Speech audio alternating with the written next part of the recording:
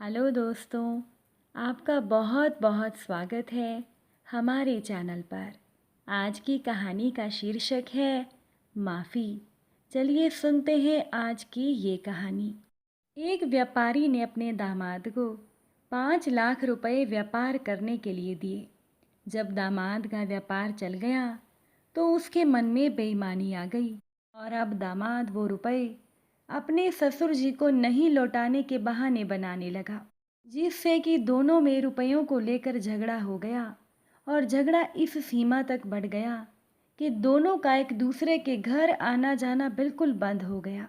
अब वो व्यापारी हर समय अपने रिश्तेदारों के सामने अपने दामाद की निंदा और आलोचना करने लगा, जिससे कि वो व्यापारी हमेशा परेशान रहने लगा। पहले वो व्यापारी कुछ समय के लिए भगवान की पूजा किया करता था, लेकिन अब तो उसकी साधना लड़खड़ाने लगी। उसे तो भगवान को याद करने के समय भी अपने दामाद का ही चिंतन होने लगा। मानसिक व्यथा का उस व्यापारी के तन पर भी प्रभाव पड़ने लगा और उसकी बेचैनी बढ़ती चली गई। उस व्यापारी को समाधान नहीं मिल रहा था।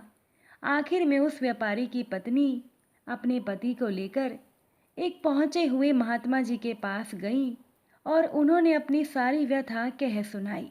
महात्मा जी ने कहा, आप चिंता ना करो, भगवान की कृपा से सब ठीक हो जाएगा। महात्मा जी ने व्यापारी को कहा कि आप कुछ फल और मिठाइयाँ लेकर अपने दामाद के घर चले जाना और मिलते ही उससे केवल इतना ही कहना, बेटा सारी गलती मुझसे हुई है, मुझे माफ़ कर दो। अब वो व्यापारी महात्मा जी से बोला कि बाबा जी, मैंने ही अपनी दामाद की मदद की है और माफ़ी भी मैं ही मांगूं। महात्मा जी ने व्यापारी को जवाब दिया कि परिवार में ऐसी कोई भी लड़ाई नहीं हो सकती जिसमें दोनों पक्षों की गलती ना हो। चाहे एक पक्ष की गलती 1% हो और दूसरे पक्ष की गलती 99% हो, पर भूल तो दोनों तरफ से ही होगी। व्यापारी की समझ में कुछ नहीं आ रहा था। व्यापारी कहने लगा, बाबा जी, मुझसे क्या भूल हुई? तो महात्मा जी ने कहा कि आपने मन ही मन अपने दामाद को बुरा समझा। अपनी इसी भूल से तुमने अपने दामाद को दुख दिया है। तुम्हारा दिया हुआ दुख ही कई गुना होकर तुम्हारे पास लौटा है। इसीलिए जाओ, अपनी गलती के लिए माफ़ी मांगो, नहीं तो ना तो तुम चैन से जी सकोगे और ना ही चैन से रह सकोगे। माफ़ी मांगना बहुत बड़ी साधना है। व्यापारी की आंखें खुल गई। वो महात्मा जी को नमस्कार करके अपने दामाद के घर पहुँचे। वहाँ पर सभी लोग भोजन की तैयारी में थे। व्यापारी ने दरवाज़ा खटखटाया तो दरवाज़ा उस व्यापारी के धोते ने खोला। सामने नाना जी को देखकर वो अवाक सा रह गया और खुशी से झूमकर जोर जोर से चिल्लाने लगा, मम्मी पापा देखो तो सही, नाना जी आए हैं। अब माता पिता ने दरवाजे की तरफ देखा और सोचा कि कहीं हम सपना तो नहीं देख रहे। अब व्यापारी की बेटी खुशी से झूम उठी कि 15 सालों के बाद आज मेरे पिताजी आए हैं। उसका तो गला ही रूंध गया, वो कुछ बोल ही नहीं पाई।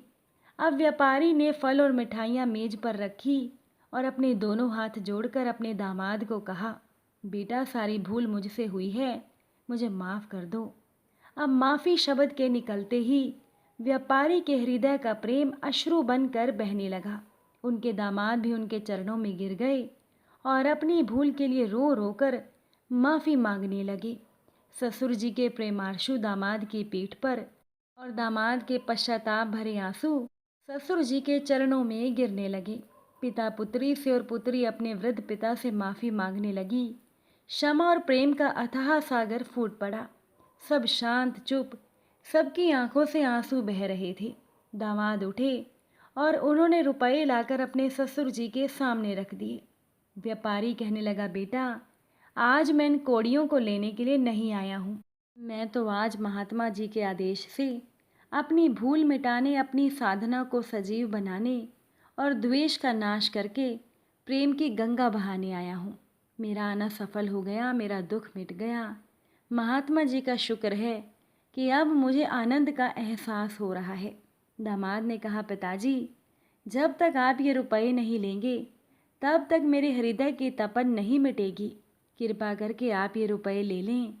अब व्यापारी ने दामाद से रुपए लिए और अपनी इच्छा के अनुसार वो रुपए अपनी बेटी और अपने नाती नातिन में बांट दिए।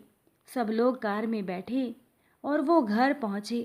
15 वर्ष के बाद उस अर्धरात्रि में जब माँ बेटी भाई बहन ननद भाभी और बालकों का मिलन हुआ तो ऐसा लग रहा था कि मानो साक्षात प्रेम ही शरीर धारण किए वहाँ पहुँच गया हो। सारा परिवार प्रेम के सागर में मस्त हो रहा था।